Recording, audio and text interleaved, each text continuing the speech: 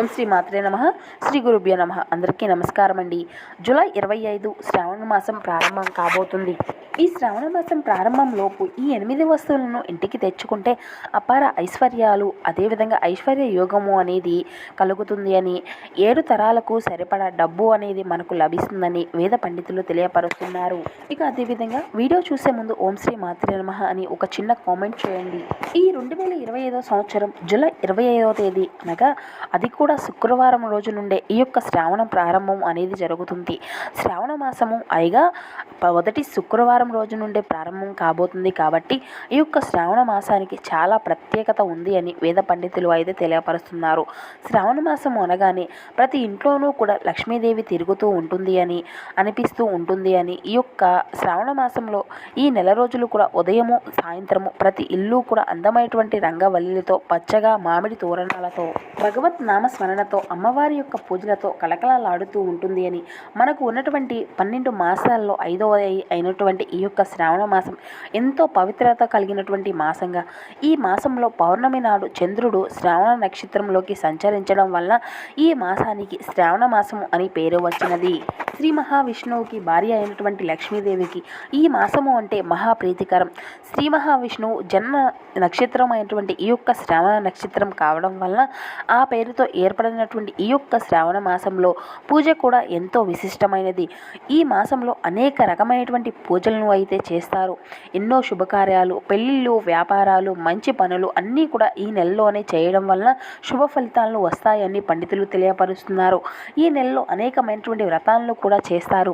ఈ మాసాల్లో భక్తితో ఆచరించేటువంటి ప్రతి పూజకు తగినటువంటి ప్రతిఫలము అనేది ఉంటుంది అని పండితులు అయితే తెలియపరుస్తున్నారు.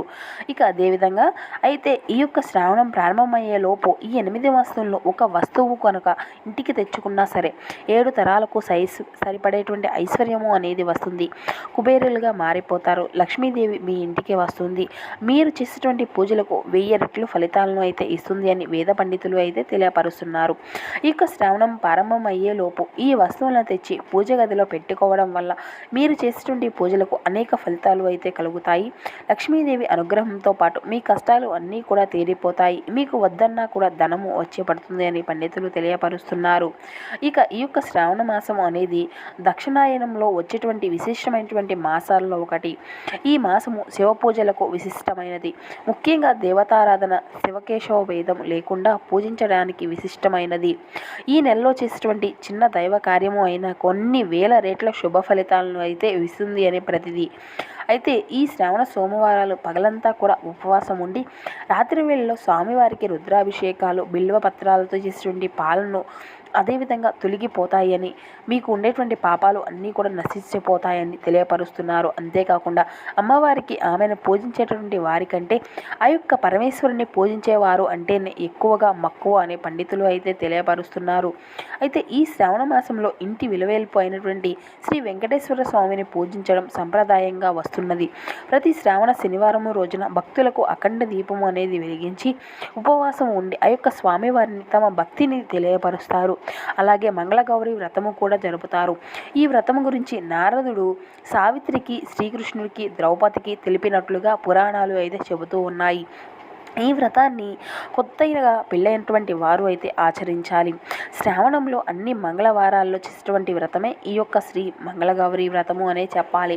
దీనినే శ్రావణ మంగళవారం వ్రతము అని, మంగళగౌరి నోము అని వివిధ రకాలుగా పిలుస్తూ ఉంటారు. వరలక్ష్మి వ్రతము గురించి ఎంతోమంది మహిళలు ఎదురు చూస్తూ ఉంటారు. శ్రావణ మాసంలో పౌర్ణమికి ముందు వచ్చేటువంటి శుక్రవారం రోజున శ్రీ వరలక్ష్మి వ్రతము అయితే జరుపుకుంటూ ఉంటారు. ఒకవేళ అప్పుడు వీలు కాకుంటే తరువాత వచ్చేటువంటి శ్రావణ శుక్రవారం ఏదైతే ఒక వారం ఈ యొక్క వ్రతాన్ని అయితే ఆచరించవచ్చును. ఈ యొక్క పూజా మందిరంలో నిండు కలశాన్ని ఏర్పాటు చేసుకొని అదేవిధంగా దాన్ని లక్ష్మీదేవిగా ప్రతిమను అలంకరించుకొని పూజ అయితే చేసుకుంటారు. ముత్తైదువులను పిలిచి తాంబూలాలు ఇచ్చుకుంటారు. ఇక అదేవిధంగా ఈ పూజ వల్ల సౌభాగ్యము, సంతోషము, ధనధాన్యాలు వర్ధిల్లుతాయి. ఈ వ్రతము గురించి స్వయంగా శివుడు పార్వతీదేవికి వివరించినట్లుగా పురాణాలు అయితే చెబుతూ ఉన్నాయి. దీనితో పాటు నాగపంచమి, శ్రీకృష్ణ జన్మాష్టమి మహిళకు ఎంతో ప్రీతికరమైనవి. వీటిని అలాగే రాఖీ పండుగ కూడా ఈ యొక్క శ్రావణ మాసంలోనే వస్తుంది. అలా ఈ శ్రావణ మాసము అంతా కూడా పచ్చటి తోరణాలతో, పసుపు కుంకుమలతో పిండి వంటలతో ప్రతి ఇల్లు కూడా కలకలలాడుతూ ఉంటుంది. ఇన్ని విశిష్టతలు కలిగినటువంటి ఈ యొక్క శ్రావణ మాసం ప్రారంభం అవుతుంది అనగానే మనలో ఏదో ఒక తెలియని ఉత్సాహము అయితే మొదలవుతుంది కదండి. అయితే ఇదే ఈ ఉత్సాహముతో శ్రావణ మాసం ప్రారంభం అయ్యేలోపు ఈ 8 వస్తువులు ఏదో ఒక వస్తువుని ఇంటికి తెచ్చుకుంటే తరతరాలకు తరగనటువంటి ఐశ్వర్యము వచ్చి కుబేరులుగా మారిపోతారని వేద పండితులు అయితే తెలియపరుస్తున్నారు. శ్రావణ మాసంలో మొట్టమొదటిగా తెచ్చుకోవాల్సినటువంటి వస్తువు ఏమిటి అంటే నెమలి ఈకలండి. ఈ నెమలి ఈకలను శ్రావణంలోపు ఇంటికి తీసుకొచ్చుకొని పూజ గదిలో పెట్టుకుంటే మీ ఇంట్లో ఉన్నటువంటి అశాంతి, నరఘోష, నరదిష్టి అన్నీ కూడా తొలగిపోతాయి. అలాగే లక్ష్మీదేవి మీ ఇంటికి వస్తుంది.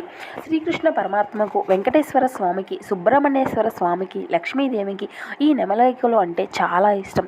ఈ యొక్క శ్రావణ మాసం వచ్చేలోపు కనీసం 3 నెమలి ఈకలను అయినా సరే తెచ్చుకుంటే లక్ష్మీదేవి త్వరగా ప్రసన్నమవుతుంది. ఇక అదేవిధంగా ఈ యొక్క శ్రావణ మాసంలో చేసేటువంటి పూజలకు తొందరగా ఫలితము అనేది కలుగుతుంది. ఆ తర్వాత రెండవ వస్తువు ఏమిటి అంటే గోమాత విగ్రహం అండి. ఆవు దూడ ఉన్నటువంటి ఈ చిన్న విగ్రహాన్ని ఇంటికి తెచ్చుకొని పూజ గదిలో పెట్టుకుంటే చాలా మంచిది. గోవు అనేది సకల దేవతల స్వరూపం. గోవులో శ్రీ మహాలక్ష్మీదేవి కొలువై ఉంటుంది. గోవు ప్రతిమను పూజించడం వలన సకల శుభాలు కలుగుతాయి. అలాగే లక్ష్మీదేవి యొక్క అనుగ్రహము కలుగుతుంది. గోమాతను శ్రావణ మాసం వచ్చేలోపు తెచ్చుకొని శ్రావణ మాసంలో వచ్చేటువంటి శుక్రవారం రోజున పాలతో అభిషేకం చేసినట్లయితే లక్ష్మీదేవి అనుగ్రహము అనేది పరిపూర్ణంగా సిద్ధింప చేయవచ్చును. ఇక మూడవ వస్తువు వచ్చేసి ఏమిటంటే దక్షిణావృత శంఖము. శ్రావణ మాసంలోపు దక్షిణావృత శంఖాన్ని తెచ్చుకొని పూజ గదిలో పెట్టుకొని ఈ యొక్క శ్రావణ మాసంలో ఆ యొక్క శంఖంలో నీళ్లు పోసి ఆ నీటితో శివునికి కానీ విష్ణువుకి కానీ లేదంటే సాలగ్రామానికి కానీ అభిషేకము చేస్తే మీకున్నటువంటి కష్టాలు అన్నీ కూడా తొలగిపోతాయి. ఇక అదేవిధంగా ఐశ్వర్యము అనేది సిద్ధిస్తుంది. శంఖాలు అనేవి సముద్రంలో దొరుకుతాయి కదండి. సముద్రము అంటే లక్ష్మీదేవి పుట్టినిల్లు, శ్రీమన్నారాయణునికి అత్తగారిల్లు. శంఖము అనేది సముద్రంలో పుట్టాయి, లక్ష్మీదేవి సోదరుడు అవుతాడు. ఇక అదేవిధంగా కనుక ఈ యొక్క శ్రావణ మాసము వచ్చేలోపు ఒక దక్షిణావృత శంఖాన్ని పూజ గదిలో పెట్టుకుంటే మీకు అన్నీ కూడా శుభాలే జరుగుతాయి. అలాగే నాలుగవ వస్తువు ఏమిటి అంటే లక్ష్మీ గవ్వలు. వెనక్కి తిప్పినట్లుగా అదే అండి పసుపు రంగు కలర్లో ఉండేటువంటి గవ్వలను లక్ష్మీ గవ్వలు అని అంటూ ఉంటారు. కనుక దీన్ని 9 అయినా సరే శ్రావణ మాసం వచ్చేలోపు తెచ్చుకొని ఒక ప్లేట్లో పెట్టేసి పూజ గదిలో పెట్టుకోవాలి. ఇలా చేయడం వల్ల లక్ష్మీదేవి మీ ఇంటికే వస్తుంది. భార్యాభర్తల మధ్య కలహాలు అనేవి రాకుండా దంపతుల మధ్య ఐక్యత అనేది పెరుగుతుంది. అలాగే ఎన్నెన్నో దాంపత్యాలు అనేవి మంచిగా ఉంటాయి. ఇక అదేవిధంగా ధనానికి ఎటువంటి లోటు అనేది రాదు. అంతేకాకుండా మీరు చేసినటువంటి పూజలకు అనేకమైనటువంటి ఫలితాలు అయితే కలుగుతాయి. కనుక ఈ యొక్క శ్రావణ మాసం వచ్చేలోపు లక్ష్మీ గవ్వలను తెచ్చి మీ పూజ గదిలో పెట్టుకోండి. అలాగే శ్రావణ మాసం ప్రారంభమయ్యేటువంటి లోపు తీసుకొచ్చుకోవాల్సినటువంటి 5వ వస్తువు ఏమిటంటే గోమతి చక్రాలు. ఈ గోమతి చక్రాలను 9 తెచ్చుకొని పూజ గదిలో పెట్టుకుంటే ఈ ప్రపంచంలో ఉన్నటువంటి అన్ని గోవులను పూజించడం ఫలితము అనేది వస్తుంది. గోమతి చక్రాలు శ్రీ మహాశక్తివంతమైనవి, లక్ష్మీదేవికి చాలా చాలా ఇష్టమైనవి అండి. కనుక ఈ శ్రావణం వచ్చేలోపు 9 గోమతి చక్రాలను తెచ్చుకొని ఒక ప్లేట్లో పెట్టి వాటిని పూజ గదిలో పెట్టుకోండి. ఖచ్చితంగా మీకు లక్ష్మీ కటాక్షము అనేది సిద్ధిస్తుంది.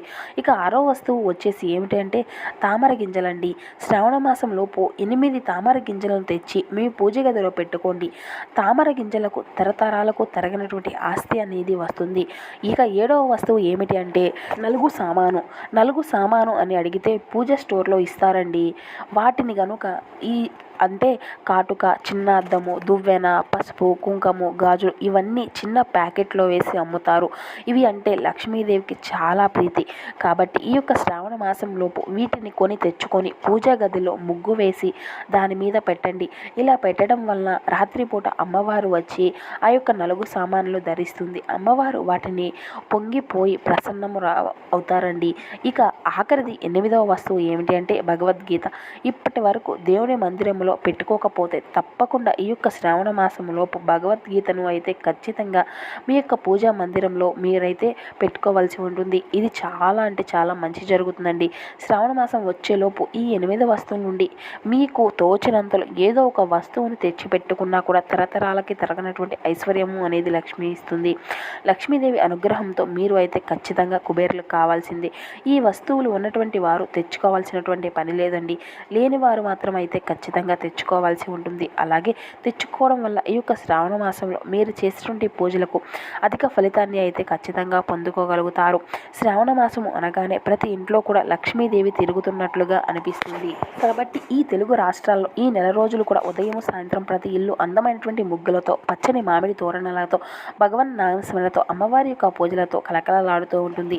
సో చూశారు కదండి, మనము అమ్మవారి యొక్క కరుణా కటాక్షాలు పొందడానికి ఈ యొక్క శ్రావణ మాసంలో వచ్చేలోపు ఏ విధమైనటువంటి వస్తువులను పాటించాలి, అదేవిధంగా ఏ విధమైనటువంటి వస్తువులు తెచ్చుకుంటే అమ్మవారి యొక్క కరుణా కటాక్షాలు మనకు పూర్తిగా లభిస్తాయి, ఇటువంటి పూర్తి అంశాలన్నీ కూడా చక్కగా ఈ వీడియో ద్వారా మీకు వివరంగా అర్థమయ్యాయి అని అనుకుంటున్నాము. అదేవిధంగా మా వీడియో మీకు నచ్చినట్లయితే ప్లీజ్ ఒక చిన్న లైక్ చేసి మమ్మల్ని సపోర్ట్ చేయడం మాత్రం అసలు మర్చిపోకండి ఫ్రెండ్స్. అదేవిధంగా మా ఛానల్ కనుక ఎవరైనా కొత్తగా చూసినటువంటి వాళ్ళు ఉంటే మా ఛానల్ అయితే సబ్స్క్రైబ్ చేసుకొని మా కంటెంట్ సపోర్ట్ చేయండి. Thank you for watching.